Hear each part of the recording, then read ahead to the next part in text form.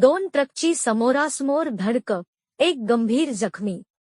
कारंजा ते दारव्हा रोडवर दोन ट्रकची समोरासमोर धडक होऊन घडलेल्या अपघातात चालक गंभीर जखमी झाला. ही घटना रविवारी दिनांक 5 जानेवारीला दुपारी 4 वाजताच्या सुमारास कारंजा दारव्हा मार्गावरील सोमठाणा घाटात घडली. अपघात MH43Y0377 क्रमांकाचा ट्रक यवतमाळवरून अकोल्याकडे तर लोकसेवा ट्रान्सपोर्टचा ट्रक यवतमाळवरून अकोल्याकडे तर लोकसेवा ट्रान्सपोर्टचा ट्रक कारंजावरून यवतमाळकडे जात असताना सोमठाणा घाटात दोन्ही ट्रकची समोरासमोर धडक झाली. यामध्ये ट्रक चालक गंभीर जखमी झाला. कालूभाई वय 50 अकोला असे जखमी चालकाचे नावे आहे.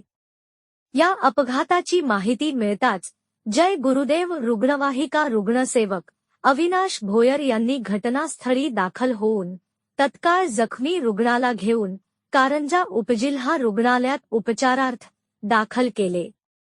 जखमी चालकाची प्रकृती गंभीर असल्याने त्याला पुढील उपचारासाठी बाहेरगावी पाठविण्यात आल्याची माहिती सूत्रांकडून प्राप्त झाली आहे.